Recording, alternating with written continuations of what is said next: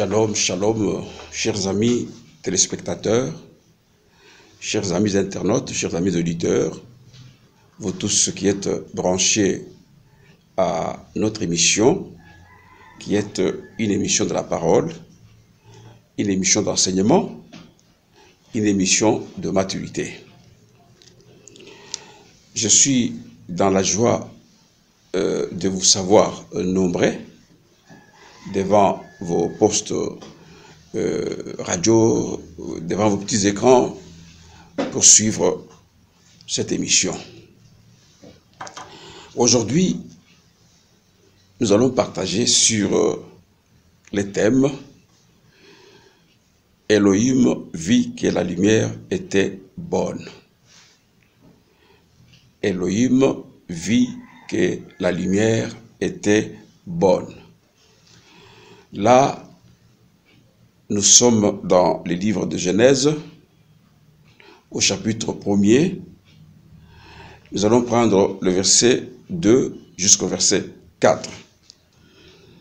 Genèse, chapitre 1er, verset 2 à 4.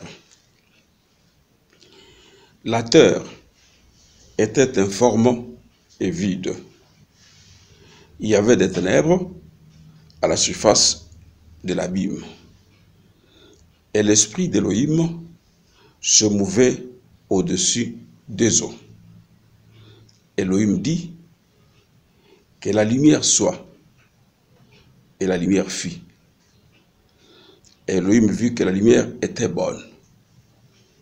Et Elohim sépara la lumière d'avec les ténèbres. Amis, vous tous amoureux de la parole, voilà les choses que nous allons partager avec vous aujourd'hui. Ce sont des choses profondes pour ceux qui aiment la parole et beaucoup plus ceux qui aiment la maturité. Les reçus de la création, c'est un enseignement que nous connaissons tous. C'est un enseignement qui a été prêché, qui continuera à être prêché, tant que le monde sera monde. Mais néanmoins pour nous, nous voulons, dans la petite grâce qui nous a été accordée par Adonai, vous apporter une petite pierre à l'édification de son corps. Je crois que pour ceux qui nous connaissent, nous venons avec des choses qui doivent édifier le corps, qui doivent équiper le corps et qui doivent aussi rétablir les choses pour les amener à l'état où Elohim veut le voir. Ce que nous devons retenir dans ce verset, il y a des grandes lignes que je vais énumérer ici. Il y avait de ténèbres à la surface de l'abîme. Ça, c'est la première grande ligne. Deuxième ligne. L'esprit d'Élohim se mouvait au-dessus des eaux. Troisième grande idée. Elohim dit que la lumière soit, et la lumière fut. Quatrième grande ligne. Elohim vit que la lumière était bonne. Enfin, cinquième grande ligne. Elohim sépara la lumière d'avec les ténèbres.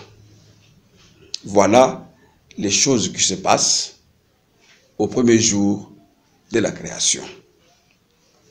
Mais, vous, avec moi, nous sommes tous d'accord que quand Elohim a voulu la création, quand il a ouvert sa bouche pour parler, il a commencé par que la lumière soit. Et la lumière fut. Alors, la question que nous nous posons, et que vous autres pouvez aussi vous poser est celle-ci. Pourquoi, quand Elohim commence à créer, quand il ouvre sa bouche pour parler, il commence par les mots. Que la lumière soit. Que la lumière soit. Alors, la Bible nous a dit ici que il y avait les ténèbres à la surface abîme. Il y avait des ténèbres. Alors, vous comprenez que avant que la lumière soit, Elohim seul voyait le ténèbre. Et il a voulu que les tout commencent par la lumière. Et la lumière fit. C'est formidable. Ça, c'est sur le plan de la création. Elohim a voulu que tout commence par la lumière. Mais nous nous posons la question. Pourquoi commencer par la lumière? Et là, nous entrons dans la Bible pour comprendre pourquoi est-ce qu'Elohim a commencé par la lumière. Et quand nous comprendrons cela, nous allons peut-être trouver une conclusion qui va aider tout un chacun de nous à comprendre que la lumière est une chose très capitale dans la vie de tout être humain. Alors, nous allons prendre l'évangile de Jean au chapitre 1er et nous lirons le verset 4 jusqu'au verset 5. Jean chapitre 1er. Je préfère qu'on commence par le premier verset pour qu'on puisse quand même comprendre comment les idées s'enchaînent. Au commencement était la parole. Et la parole était avec Elohim. Et la parole était Elohim. Elle était au commencement avec Elohim. Toutes choses ont été faites par elle. Et rien de ce qui a été fait n'a été fait sans elle. En elle était la vie. Et la vie était la lumière des hommes. 5. La lumière, lui, dans les ténèbres, et les ténèbres ne l'ont point reçue. Donc, nous avons dit, pourquoi est-ce que les créateurs commencent par que la lumière soit, et la lumière fit. Ça veut dire que vous allez comprendre que tous les jours de la création, ça veut dire que la création, donc tout ce qui vient à la création, trouve déjà la lumière dans l'univers. Mais maintenant, nous, lorsque nous voulons interpréter les choses dans les symbolismes spirituels, c'est là que nous pouvons comprendre très bien pourquoi est-ce que le Créateur a commencé par que la lumière soit. Jean de l'Évangile nous démontre clairement la signification de cette lumière qui a commencé par le premier jour. Jean nous dit ceci, qu'au commencement était la parole. Retenons d'abord ça. Au commencement était la parole. Et que la parole était avec Elohim. Et la parole était Elohim. Maintenant on dit en elle, c'est-à-dire en la parole, en elle, comment dirais-je, toutes choses ont été faites par elle. Et rien de ce qui a été fait n'a été fait sans elle. Donc sans la parole. Nous continuons. En elle était la vie. Donc, vous comprenez que en la parole, il y avait la vie. Et la vie était la lumière des hommes. Donc, et la vie était la lumière des hommes. Mes chers bien-aimés, la lumière, lui, dans le ténèbre, et les ténèbres ne l'ont point reçu. Alors, vous comprenez que la parole qui était au commencement, la parole qui était avec Elohim, la parole qui était Elohim, la parole qui a créé toutes choses, la Bible dit, en elle était la vie. S'il vous plaît, c'est très capital et c'est là que vous comprendrez pourquoi est-ce que Adonai a commencé la création par la lumière. En elle était la vie et la vie était la lumière, on précise bien, des hommes. La lumière des hommes.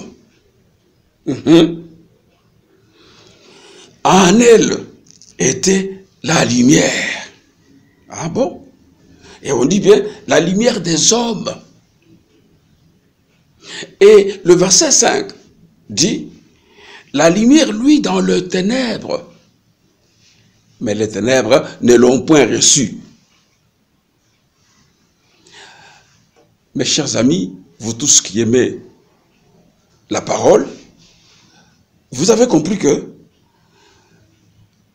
Elohim, en commençant par la lumière, il voulait adresser à l'humanité un message très fort pour montrer à l'humanité que si tout ne commence pas par la lumière, l'humanité est foutue. C'est-à-dire que on ne peut pas aujourd'hui commencer la meilleure vie si on est en dehors de la lumière. Et que cette lumière-là, il faut qu'elle soit la véritable lumière.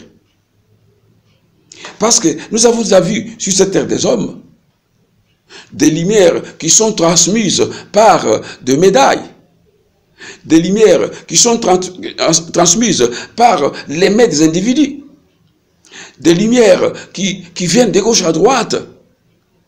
Toutes ces lumières-là sont des fausses lumières. La vraie lumière, c'est celle qui a commencé avec la création. Et cette lumière-là, c'est celle que nous appelons la parole. Et la parole-là était avec Elohim. Et cette parole-là était Elohim. Donc, voilà, mes chers frères, l'histoire de lumière. Mais, nous allons essayer un peu de voir, malgré que nous avons donné des versets, de gens qui vous parlent déjà de la lumière. Mais je voudrais donner aussi un autre verset, dans Jean chapitre 8, verset 12. Jean chapitre 8, verset 12. Il dit ceci. Yehoshua leur parla de nouveau et dit, je suis la lumière du monde. Celui qui me suit ne marchera pas dans les ténèbres, mais il aura la lumière de la vie. Ah, ok. À partir de ce verset, nous commençons à voir un peu la lumière sur le début de la création. Que la lumière soit la lumière fille. Nous venons dans l'évangile de Jean. Jean nous montre clairement que c'est dans la parole qu'il y a la vie, et cette vie-là est la lumière des hommes. Et maintenant, lui-même, dans Jean 8, il nous confirme en disant que je suis la lumière du monde. Et celui qui me suit ne marchera pas dans les ténèbres, mais il aura la lumière de la vie. Mes chers bien-aimés, vous comprenez là-bas que la lumière étant Yehoshua HaMashiach, Elohim voulait donner le message à toute l'humanité que la vraie vie de l'être humain commence qu'avec la vraie lumière. Quand l'homme a cette vraie lumière-là, la Bible dit, il ne marchera jamais dans les ténèbres parce qu'il a la lumière de vie en lui. Mais nous pouvons nous poser la question parce que on nous a dit ici que la lumière, lui, dans le ténèbre, mais les ténèbres ne l'ont point reçu. Et nous pouvons nous poser la question, quelles sont les ténèbres qui n'ont point reçu la lumière? Je vous convie dans les Jean de l'Évangile, au chapitre 1er, nous allons lire le verset 6 jusqu'au verset 13. Il y eut un homme envoyé d'Élohim, son nom était Jean. Il vint pour servir de témoin, pour rendre témoignage à la lumière, afin que tous croient par lui. Le verset 8. Il n'était pas la lumière. Donc, on précise bien que Jean n'était pas la lumière. Mais il parut pour rendre témoignage à la lumière. Voilà. Cette lumière était la véritable lumière qui, en venant dans le monde, éclaire tout homme. C'est pourquoi je vous ai dit, ce n'est pas la lumière qui sort de médailles, ce n'est pas la lumière qui sort des objets créés dans le monde, ce n'est pas la lumière qu'on peut dire par d'autres personnes que, bon, elles transmettent la lumière à tel ou tel individu. Non, c'est comme ça qu'on précise bien que cette lumière était la véritable lumière. C'est-à-dire qu'elle est différente de toutes les fausses lumières qu'on nous a toujours embrouillées, menti par les hommes sur la terre. La Bible continue. Elle était dans le monde. Écoutez, la lumière là était dans le monde. Et le monde a été fait par elle. Ah, vous voyez maintenant? Donc nous rentrons dans ce que nous avons dit. Au commencement était la parole était avec Elohim, la parole était Elohim, toute chose a été créée par la parole, en elle était la vie, dans la vie, il y avait la lumière des hommes. Maintenant, on précise bien qu'elle était dans le monde, cette lumière-là, et le monde a été fait par elle. Donc c'est elle, cette lumière-là, qui avait créé le monde, et le monde n'a point connu. Et le monde ne l'a point connu. Elle est venue chez les siens. Et les siens ne l'ont point reçu. Ah, donc maintenant on comprend que cette lumière est venue chez les siens. C'est-à-dire, Yehoshua est venu en Israël. Mais Israël l'a rejeté. Il n'a pas voulu le recevoir. Donc vous comprenez que cette lumière-là, c'est tout un homme qui est Yehoshua HaMashiach. Mais à tous ceux qui l'ont reçu, à ceux qui croient en son nom, il a donné le pouvoir de devenir enfants d'Élohim, lesquels sont nés, non du sang, ni de la volonté de la chair, ni de la volonté de l'homme, mais d'Élohim. Vous avez maintenant compris que les hommes qui n'ont pas voulu recevoir la lumière lorsqu'elle est venue chez les siens. Tout comme les hommes qui ne veulent pas recevoir cette lumière-là aujourd'hui, ce sont les hommes qu'Élohim a créés, mais qui sont des ténèbres. Donc vous comprenez maintenant que tous ceux qui n'acceptent pas la lumière qui était venu dans le monde pour éclairer tout homme. Tous ceux qui rejettent cette lumière, ce sont les ténèbres. Voilà un peu. Là, nous expliquons les choses, comme je l'ai dit là-bas, dans les symbolismes spirituels. La création nous apprend beaucoup de choses. La création nous apprend beaucoup d'enseignements. La création nous parle de beaucoup de choses que nous allons peut-être découvrir avec vous à force d'avancer avec notre message. Alors, les ténèbres qui n'ont pas reçu la lumière sont les hommes qu'Élohim a créés. Ce n'est pas un secret. Il y a d'autres personnes aujourd'hui qui n'acceptent pas Yehoshua comme étant leur sauveur, qui vous disent que non, c'est un prophète comme tous les autres prophètes. Il y a d'autres qui ne veulent même pas croire qu'il est Elohim, il est fils d'Elohim, qui refusent. Donc tous ces modes-là qui sont en train de se comporter de la manière dont nous décrivons là, ce sont les ténèbres. Les ténèbres qui vivent sans la lumière et qui ne veulent pas croire à la lumière. Parce que, chapitre Jean, au verset 12, est clair. Mais à tous ceux qui l'ont reçu, c'est-à-dire ceux qui ont reçu cette lumière, à ceux qui croient en son nom, vous voyez, n'est-ce pas, qui ont reçu la lumière, qui croient au nom de la lumière, elle a donné la lumière, le pouvoir de devenir enfant d'Élohim. C'est-à-dire que quand vous croyez à cette lumière, quand vous croyez à Yehoshua, Yehoshua vous donne le pouvoir de devenir son fils, sa fille. Alors, cette naissance-là n'est pas la naissance provoquée par la chair ni par le sang. C'est-à-dire, je vais me marier pour avoir des enfants. Non.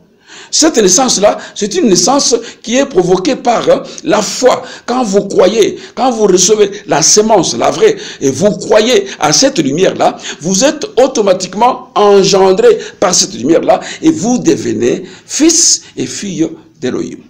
Et là, automatiquement, vous entrez dans le monde de lumière. Alors, je voudrais prendre un peu Matthieu, chapitre 5, nous allons lire le verset 14 à 16. Qu'est-ce que la Bible dit? Matthieu, chapitre 5, 14 à 16, nous dit ceci. Vous êtes la lumière du monde. Une ville située sur une montagne ne peut être cachée. Et on n'allume pas une lampe pour la mettre sous les boisseaux, mais on la met sur le chandelier. Et elle éclaire tous ceux qui sont dans la maison. Que votre lumière luise ainsi devant les hommes, afin qu'ils voient vos bonnes œuvres et qu'ils glorifient votre Père qui est dans le ciel. Voilà, mes chers frères et sœurs, l'enseignement que nous tirons dans ce message de que la lumière soit et la lumière fit. Vous comprenez qu'il a commencé la création par la lumière pour nous montrer que la meilleure vie de chaque être humain sur cette terre des hommes commence qu'avec la vraie lumière qui est Yehoshua HaMashiach. C'est-à-dire, quand vous êtes dans cet homme-là, vous vivez dans la lumière. C'est comme ça qu'il dit que vous êtes la lumière du monde. Parce que comme nous avons accepté la vraie lumière, ok, nous aussi maintenant, nous sommes la lumière du monde. C'est pourquoi il dit que vos œuvres puissent éclairer le monde.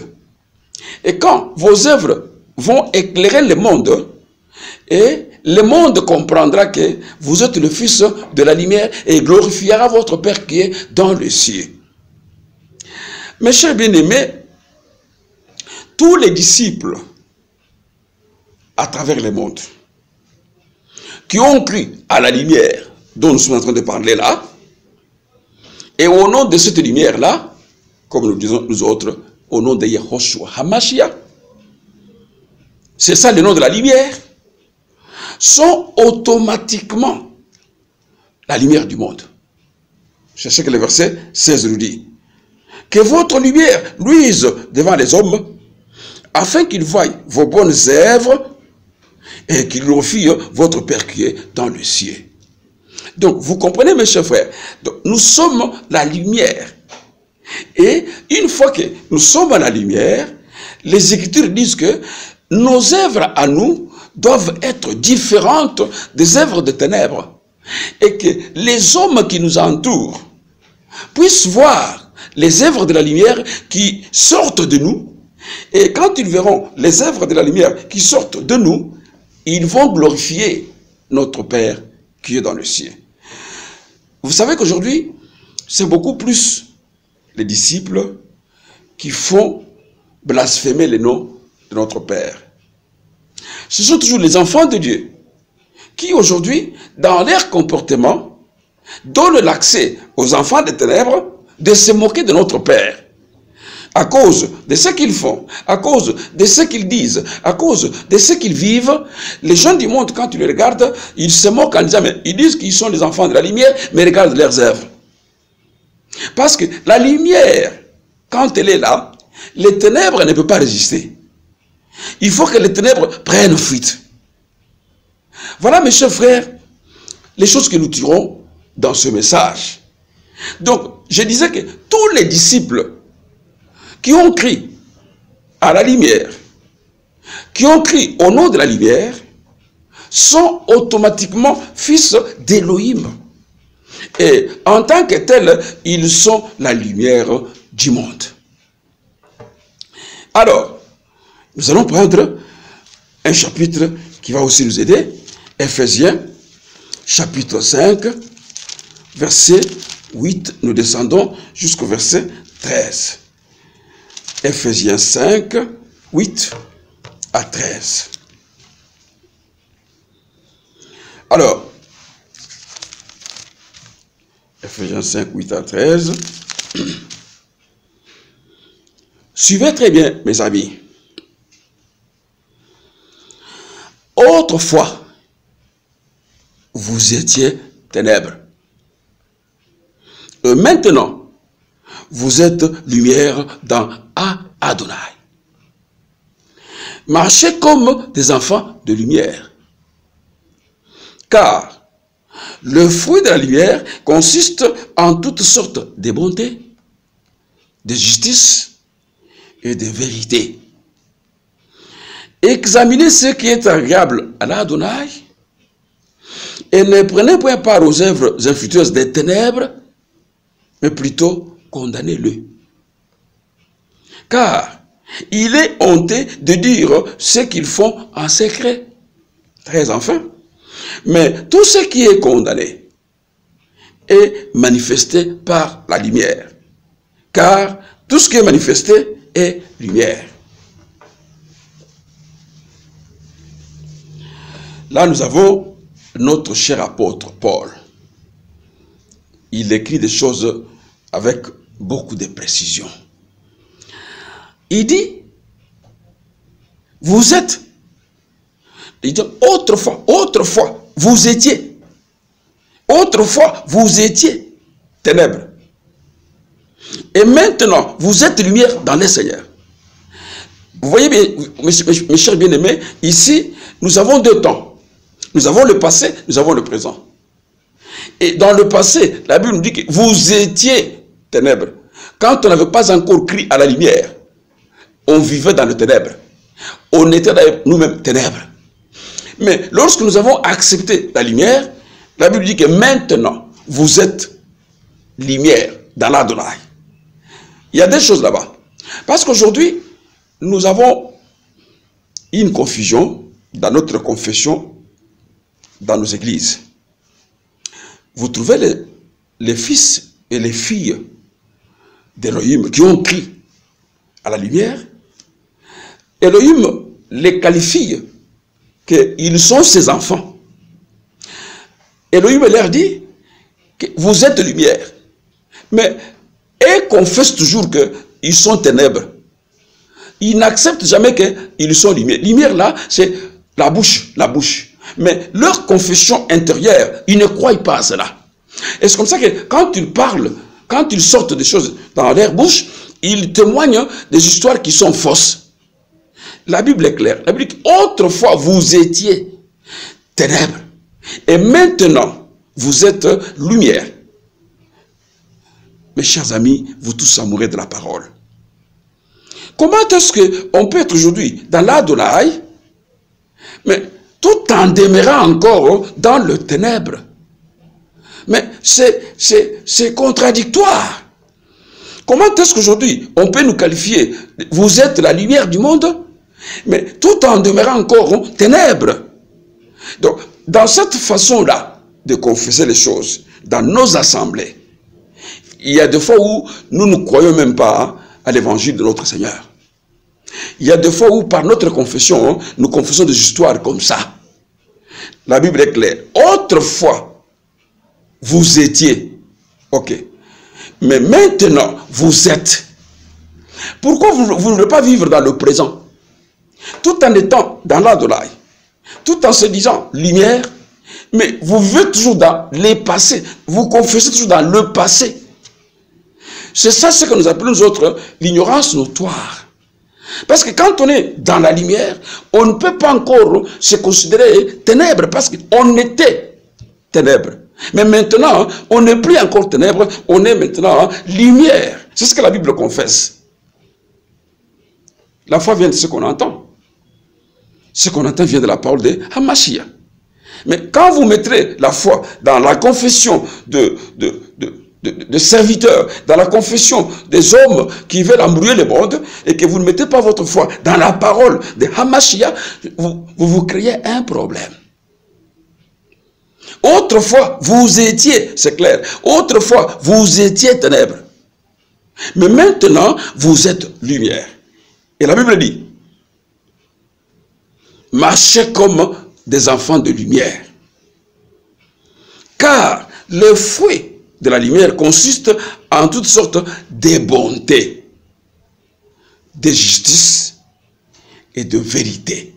Voilà le fruit de la lumière.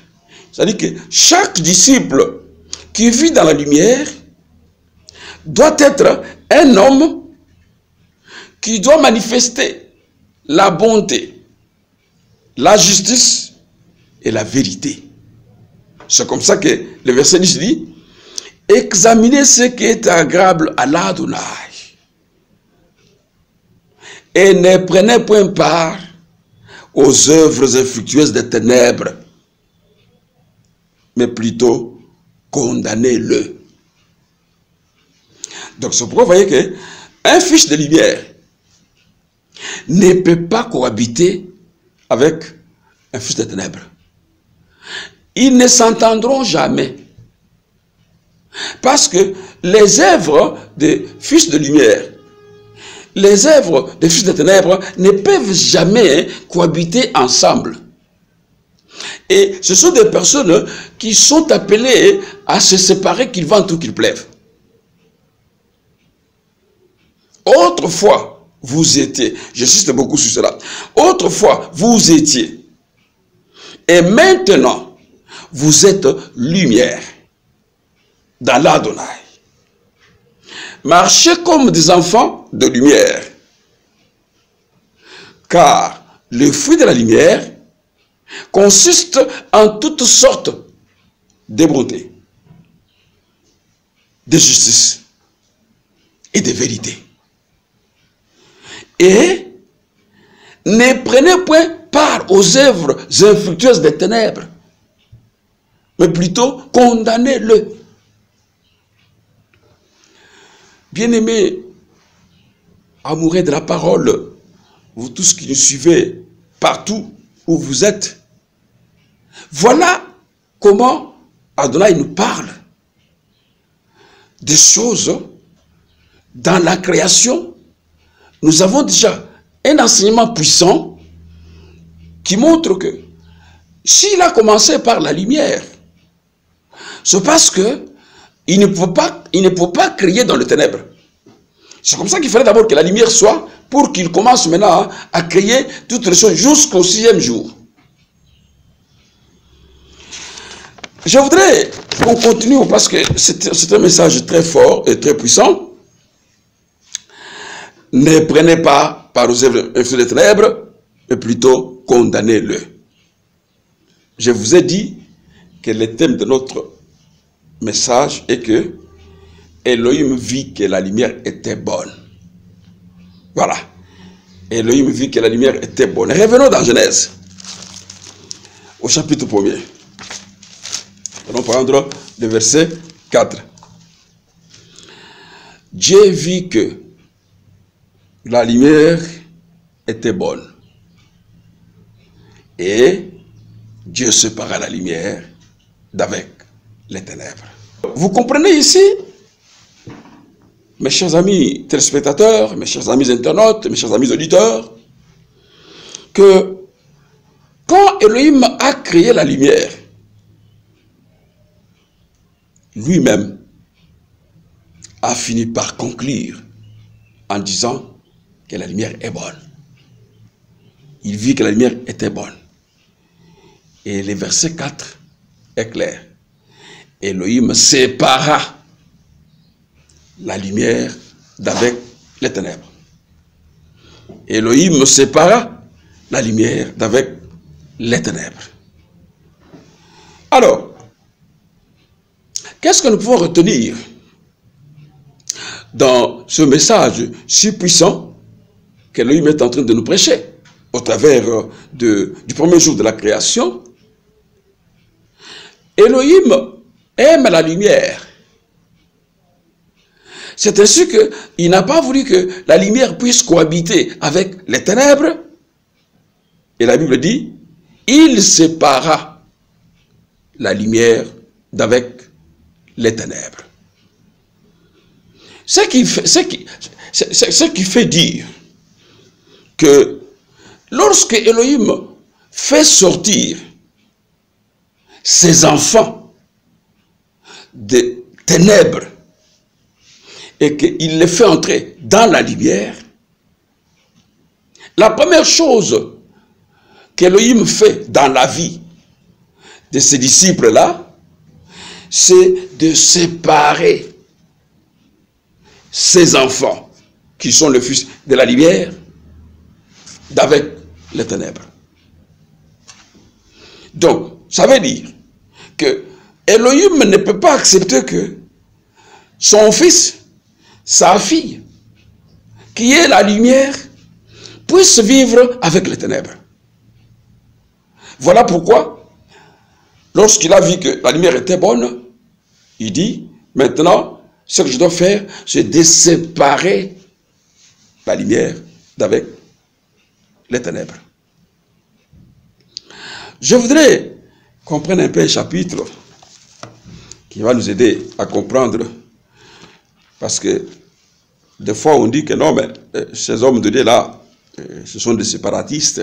Mais non, l'homme qui a commencé à séparer les choses, c'est le Créateur. C'est lui qui est le grand séparatiste. Parce que lui, il n'aime pas que la lumière et les ténèbres vivent ensemble. C'est pourquoi nous prenons 2 Corinthiens. 2 Corinthiens, chapitre 6. Chapitre 6, nous allons prendre le verset 14 jusqu'au verset 18. Écoutez ce que la Bible dit. Ne vous mettez pas avec les infidèles sous un joug étranger. Car, quel rapport y a-t-il entre la justice et l'iniquité?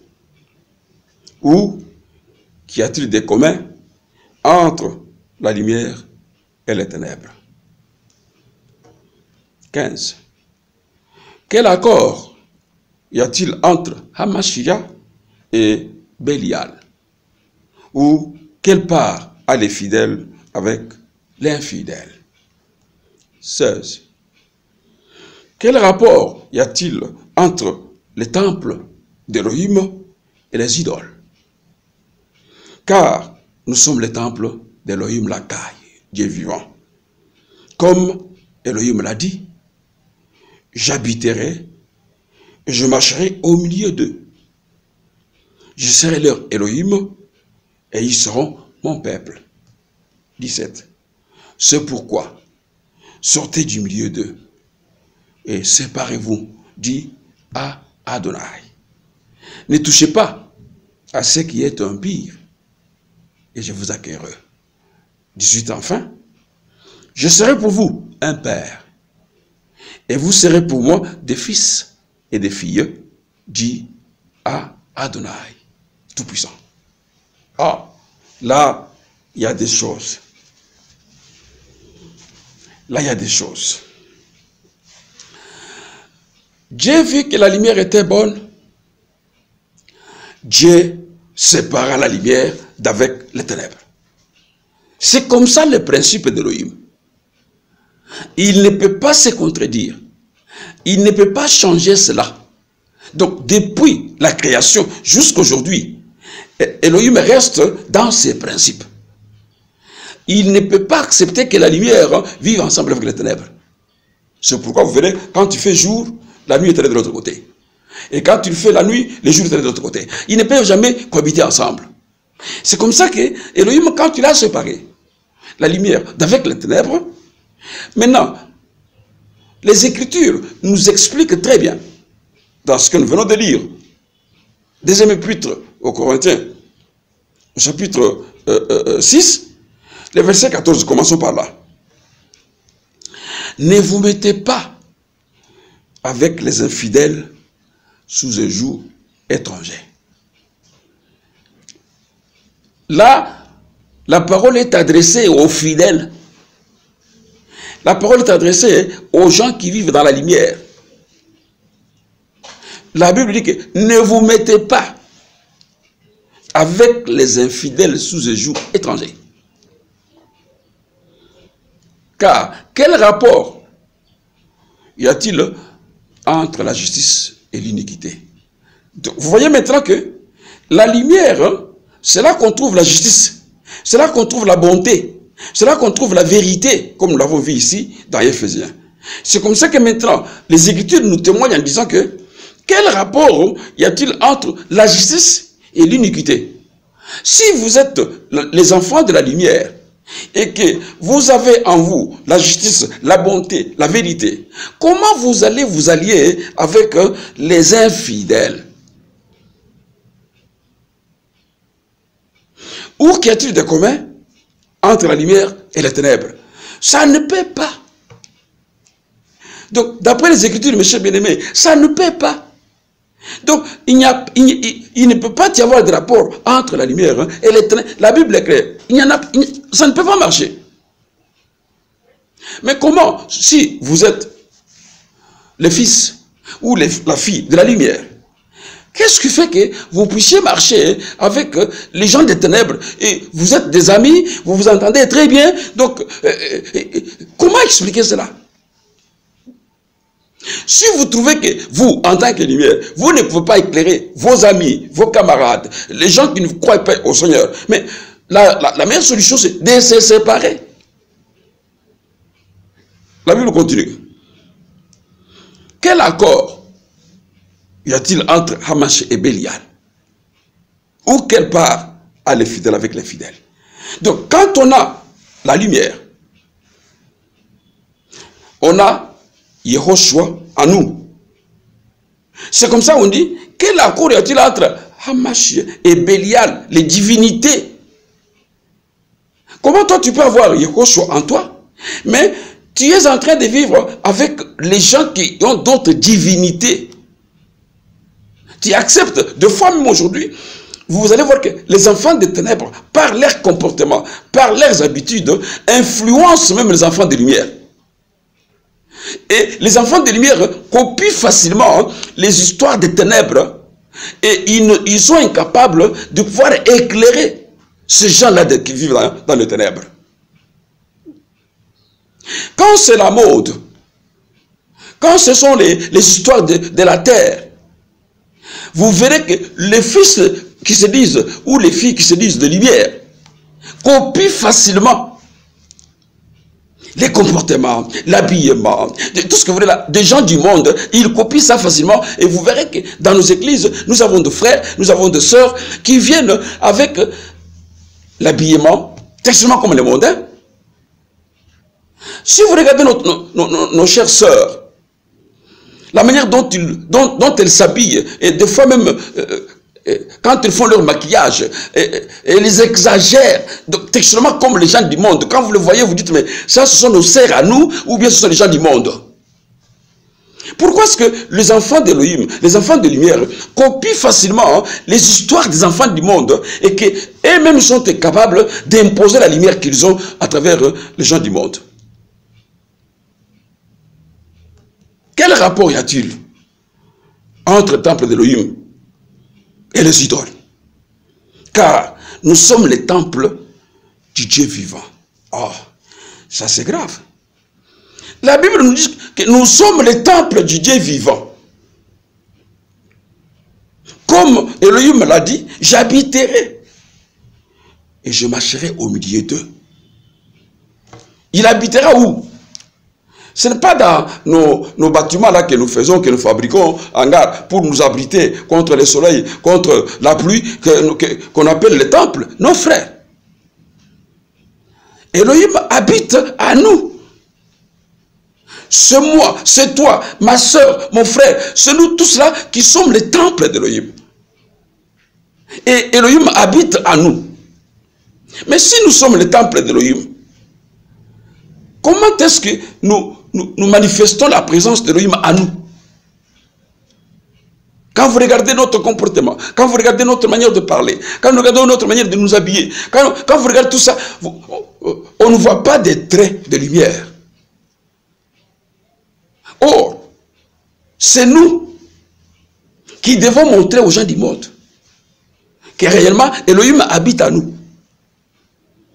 Même si vous ne dites pas à quelqu'un que non, moi je suis disciple, mais quand on vous regarde seulement, on voit votre manière de vous habiller, on voit votre manière de vous comporter, on voit votre manière de vivre avec les gens, dans les quartiers, au travail, partout. Les gens regardent seulement comme ça. Quand vous parlez, ils sentent quand même que dans votre bouche, il n'y a que la parole de sagesse, la parole de bonté, la parole de justice qui sort de votre bouche. Et vous n'avez pas fait la présentation. C'est seulement quelqu'un qui dit non, non. Nous voyons que cet homme, ou ce frère, ou cette dame, ça doit être vraiment quelqu'un qui prie, quelqu'un qui croit au Seigneur. Parce que nous regardons dans sa manière de se comporter, que non, non, il y a la grande différence avec les mondes. Vous êtes le temple, frère. Elohim n'habite pas dans nos bâtiments. Non, qu'on ne vous trompe pas. Il n'habite pas dans cette histoire-là. Il habite dans nous. Parce que c'est nous qui sommes le vrai temple. Alors c'est pourquoi la Bible continue en disant, j'habiterai et je marcherai au milieu d'eux. Je serai leur Elohim et ils seront mon peuple. C'est pourquoi, voilà maintenant comment Elohim dit. C'est pourquoi, sortez du milieu d'eux et séparez-vous, dit Adonai. Qui a dit? C'est lui. Séparez-vous. Moi je me demande aujourd'hui comment est-ce que je peux être dans la lumière. J'ai un ami qui n'accepte pas la lumière. Mais moi, je le supporte. Oui, je le supporte peut-être pour le gagner. Mais si je trouve quand même qu'il ne veut pas se faire gagner, il ne veut pas se faire laisser, non mais c'est fini. Nous devons faire des routes ensemble. Il prend son chemin, moi je prends mon chemin. C'est comme ça avec Adonai. Séparez-vous. Séparez-vous. Et il dit, ne touchez pas à ce qui est impur. Et je vous accueillerai. Le verset 18, enfin, je serai pour vous un père, et vous serez pour moi des fils et des filles. Ah, vous serez pour moi des fils et des filles. Si vous acceptez ce que je vous dis, si vous vous séparez avec les ténèbres, si vous ne touchez pas à ce qui est impur, si vous ne copiez pas le monde, mais si vous respectez ma parole, si vous marchez selon ma parole, je vous accueillerai. J'habiterai parmi vous. vous serez mes fils et mes filles,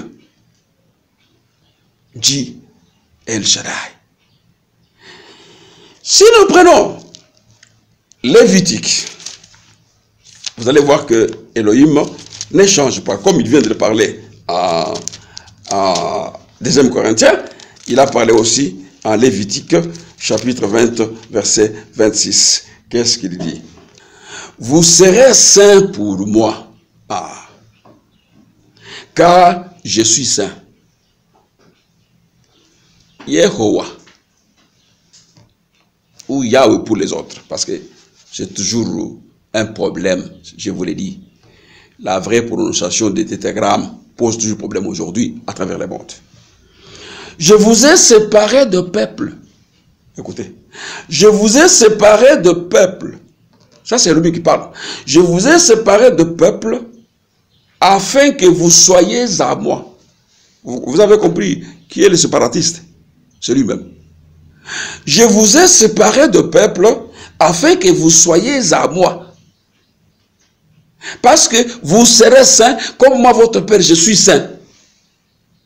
Donc, mes chers bien-aimés dans l'Adonai, vous tous qui êtes branchés à notre émission à travers le monde, vous comprenez que le premier jour, Adonai nous montre l'élément fondamental.